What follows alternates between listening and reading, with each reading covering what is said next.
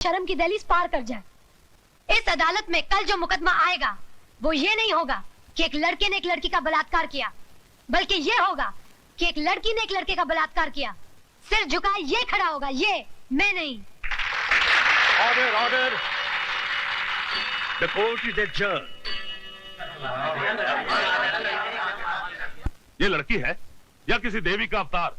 अरे पिछले 30 साल में मैंने बड़े से बड़े धुरंधर वकीलों को अदालत की धूल चटवा दी, लेकिन इसने मुझ जैसे पहाड़ को अपने पैरों तले रौंद के रख दिया। मगर आप तो अपने आप को माइक टाइसन कहते थे।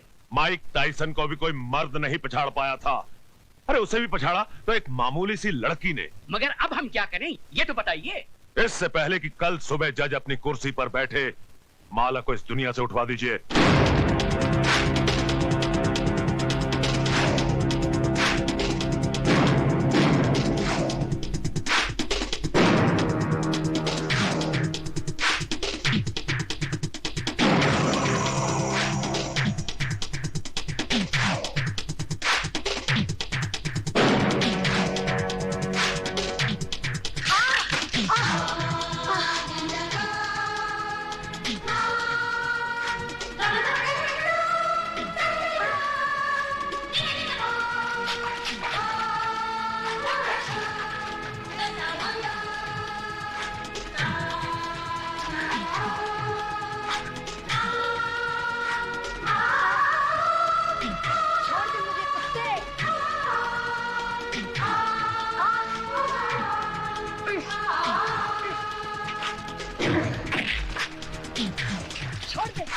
छोड़ दे मुझे।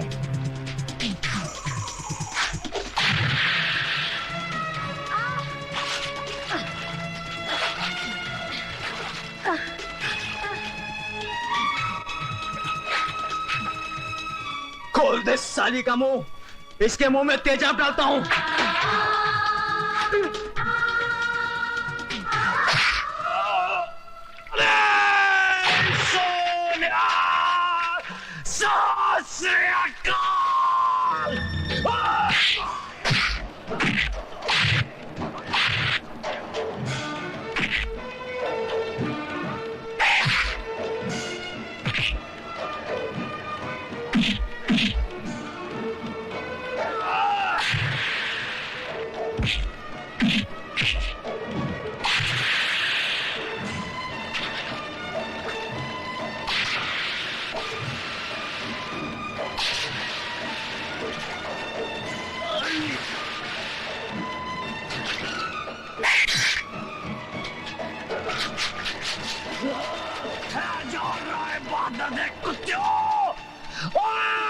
सरदार करतार सिंह तोड़े फटे चक देगा। क्या राय बहादुर पैर के टकेलू।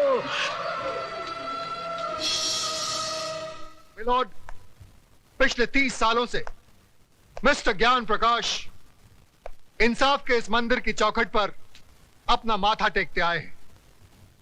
इस देवी के चरणों में श्रद्धा के फूल चढ़ाते आए, क्योंकि ये अब तक हर मुकदमा जीतते आए। लेकिन आज जब पहली बार इन्हें शिकस्त की हल्की सी झलक दिखाई दी तो ये बौखला गए। इंसाफ के इस मंदिर से इनका विश्वास उठ गया, इस देवी में इनकी श्रद्धा टूट गई और इन्होंने अपने हाथों में इंसाफ के तराजू की जगह दौलत की तलवार उठा ली। मेरी मुवक्किल माला को इस दुनिया से उठाने का फैसला कर लिया, उस पर कातिलाना हमला करवाया। अगर यकीन नहीं आता मिलॉर्ड तो आप खुद ही देख लीजिए माला के जिस्म पर पड़े हुए जख्मों के ये निशान। मैं अपने फाजिल दोस्त से यह पूछना चाहूंगा कि अगर इस मुकदमे का फैसला अदालत के बाहर ही करना था तो इस अदालत में आने का ढोंग क्यों रचाया जा रहा है? जब इन मासूम बच्चों के बयान के बगैर इस मुकदमे को अंजाम तक पहुंचाया जा सकता है तो फिर इन्हें क्यों बुलाया गया है? अगर ताकतवर अपनी ताकत के जोर पर ही मुकदमे का फैसला करवा सकता है तो यह अदालत क्यों बनाई गई है? अगर गरीब और बेबस को इंसाफ नहीं दिया जा सकता तो बंद कर दीजिए यह अदालत। रुक जाइए जज साहब, आप अपना फैसला सुनाए इससे पहले मैं आपसे एक सवाल पूछना चाहती हूँ। पूछो। अगर मुकदमा ये वकील साहब जीत गए तो इन्हें ढेर सारे नोट मिलेंगे और इनका मौकिल छूट जाएगा, और अगर ये वकील साहब जीत गए तो इस आदमी को 7 साल की सजा हो जाएगी। दोनों ही सूरतों में मुझे क्या मिला? कानून ने मेरे साथ क्या इंसाफ किया? जो इंसान कानून की मर्यादा को तोड़ता है, कानून ही उसे सजा देता है। मर्यादा मेरी तोड़ी गई है, कानून की नहीं। इज्जत मेरी लुटी है, कानून की नहीं। Order, order. क्या मैं माथे पे लगे इस कलंक के साथ जी सकूंगी? कौन थामेगा मेरा हाथ? कौन भरेगा मेरी मांग में सिंदूर? किसके नाम का मंगलसूत्र मैं पहनूंगी अपने गले में? अरे इस देश में तो सीता माँ को भी अग्नि परीक्षा के बाद माफ नहीं किया गया था। फिर मैं तो एक मामूली सी लड़की हूं। हर लड़की बचपन से एक ख्वाब देखती है कि एक दिन उसकी बारात आएगी, उसका राजा घोड़े पे सवार होकर उसे ब्याह कर डोली में ले जाएगा। पर मेरा ये ख्वाब ख्वाब ही रह गया। क्या मेरी बारात कभी नहीं आएगी? क्या मेरा राजा अब कभी नहीं आएगा? जज साहब, क्या मैं बिन ब्याही रह जाऊंगी? क्या मैं बिन ब्याही रह जाऊंगी?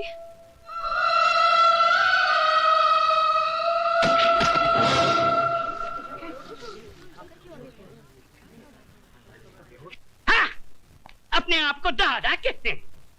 सारा शहर कांपता है इनसे, मगर एक मामूली सी लौंडिया को खत्म नहीं कर पाए।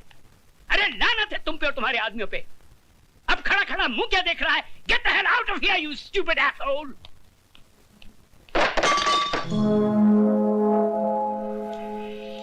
कौन है वहां?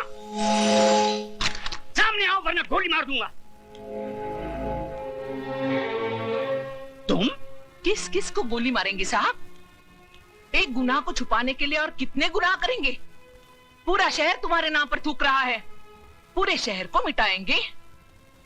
साहब, इंसानी बने रहना, भगवान बनने की कोशिश मत करना, वरना वो ऐसा मिटा देगा कि ना तुम जी सकोगे ना ही मर सकोगे। तुम्हारी ये मजाल कि हमारे सामने जबान खोलो। 40 साल लगे साहब, 40 साल, तब जाके जबान खुली है। पैसों से बहुत बड़े हो गए, लेकिन इंसान छोटे रह गए। कौशल्या, तुम्हें तमीज नहीं मालिक से कैसे बात की जाती है? तुम तमीज सिखाओगी मुझे? जिसने तुम्हारे मर्द को पैजामे का नाड़ा बांधना सिखाया है? अरे बहू, जब घर में आग लगी हो तो पानी डालकर उसे बुझाया जाता है, लेकिन तुम उस आग में तेल डाल रही हो। अगर इसी रफ्तार से तेल डालती रही तो कुछ ही दिनों बाद यहाँ हवेली नहीं शमशान घाट होगा। इनफ इज इनफ, नमक हराम, दफा हो जाए यहाँ से। और खबरदार जो फिर इस दहलीज पे कदम रखा। फिक्र मत करो साहब, तुम्हारी दहलीज पर पैर तो क्या, उस पर थूकूंगी भी नहीं। दोनों तरफ के गवाहों के बयानात सुनने के बाद और तमाम हालात को मद्देनजर रखते हुए ये अदालत इस नतीजे पर पहुंची है कि मुल्जिम राज ने जुर्म किया है और वो कानून का मुजरिम है। लेकिन कानून से पहले वो माला का मुजरिम है, जिसकी जिंदगी को उसने तबाह कर दिया और समाज में इज्जत से जीने का हक उससे छीन लिया। लिहाजा ये अदालत मुल्जिम राज को ये हुक्म देती है कि जिस लड़की को नंगा करके उसने बेइज्जत किया, उसी लड़की से शादी करके उसे अपने घर की इज्जत बनाए।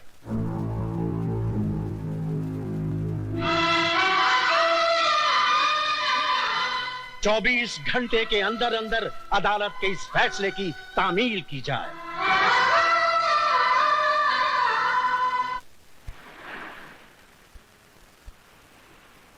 लिहाजा यह अदालत मुल्जिम राज को यह हुक्म देती है कि जिस लड़की को नंगा करके उसने बेइज्जत किया, उसी लड़की से शादी करके उसे अपने घर की इज्जत बनाए। 24 घंटे के अंदर अंदर अदालत के इस फैसले की तामील की जाए। मैं किसी भी कीमत पर उस लड़की को नहीं अपनाऊंगा। हाई कोर्ट में मुकदमा लड़ूंगा, सुप्रीम कोर्ट तक जाऊंगा। जाओ, जरूर जाओ।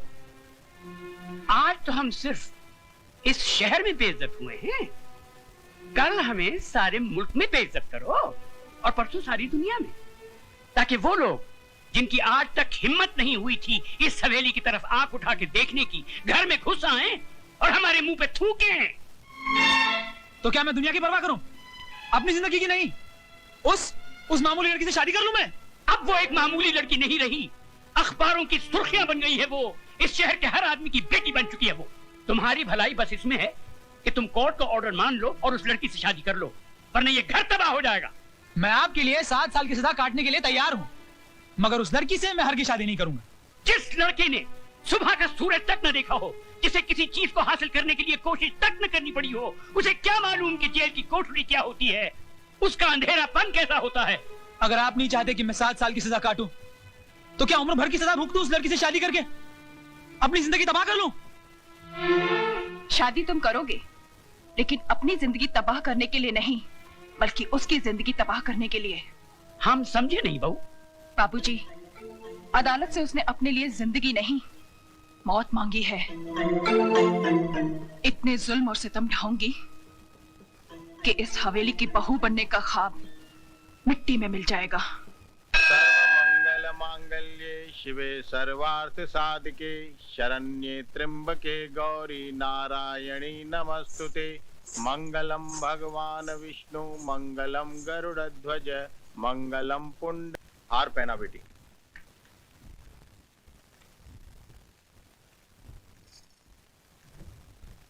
अपनी पत्नी की मांग भरो।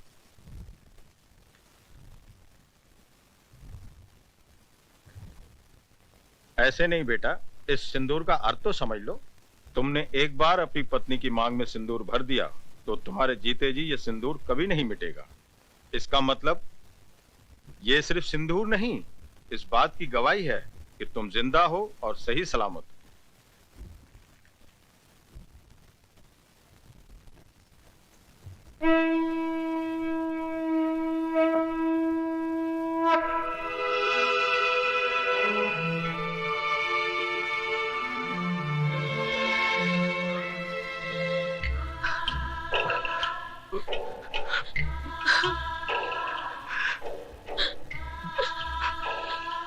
जा बेटी जा, मैं वाहिगुरु से झोली फैला के तेरी खुशियों की भीख मांग लूंगा। जा।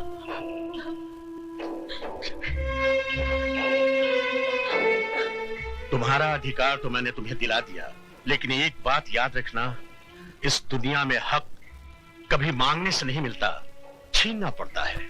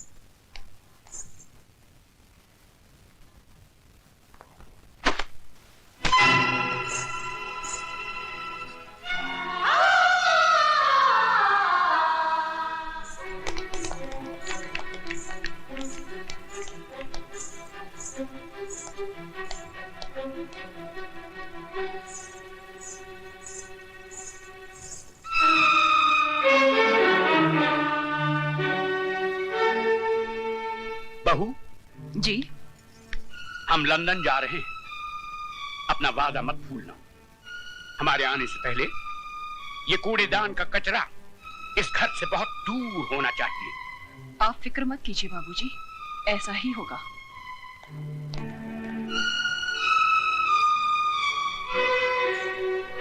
ओ महारानी, वहां कहाँ चली? जी मैं। रामू, जी मैम साहब। इनको जरा इनका महल दिखा दो। मुझे महल नहीं, मुझे मेरे पति के चरणों में जगह चाहिए। ओए होए, सती सावित्री की बात तो सुनो। लगता है बाप ने ठीक से समझा बुझा कर भेजा है कि उंगली पकड़कर पोंछा कैसे पकड़ा जाता है।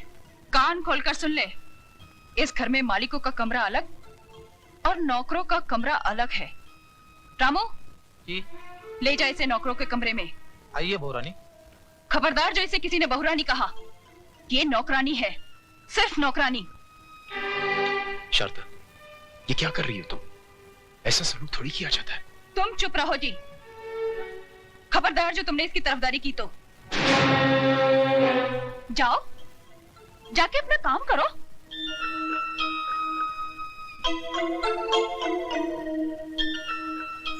ए, मैंने तुझसे क्या कहा? सुना नहीं क्या?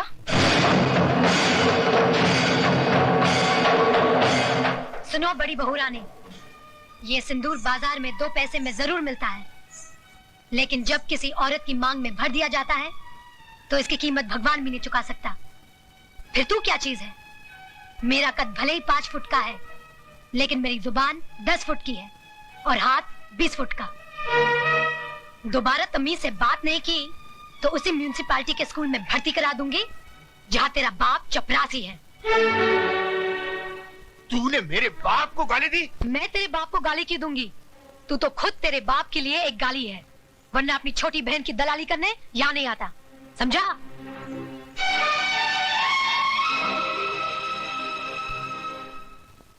अयो स्वामी, आज खुशी का दिन है, फिर आपका बैटरी काय को डाउन है? ओए खोतिया, जिस बाप की एको एक बेटी उसके जिगर का टुकड़ा उससे दूर हो जाए तो वो रोएगा नहीं तो क्या भांगड़ा करेगा? देखो दारजी, हॉर्न का वायर ब्रेक में मत घुसाड़ो। अरे हमारा बहन कितना बड़ा घौर में शादी करके गया है। ये भी कोई शादी थी? मेरी बच्ची की ख्वाहिशें उसके दिल में ही रह गई। कैसे कैसे ख्वाब देखे थे उसने, बैंड बाजे के साथ उसका दूल्हा घोड़ी पे सवार होके बारात लेके आएगा, हजारों लोग उसके ब्याह में शरीक होंगे। इतना शोर ना शनाई, ऐसे बिना हुई बच्ची जैसे टोली में नहीं आरती में जा रही हो। दारजी, सदियों से माँ बाप के घर से बेटी ऐसे ही विदा होती रही है। आप तो सिर्फ दुआ कीजिए कि उस घर में खुश रहे।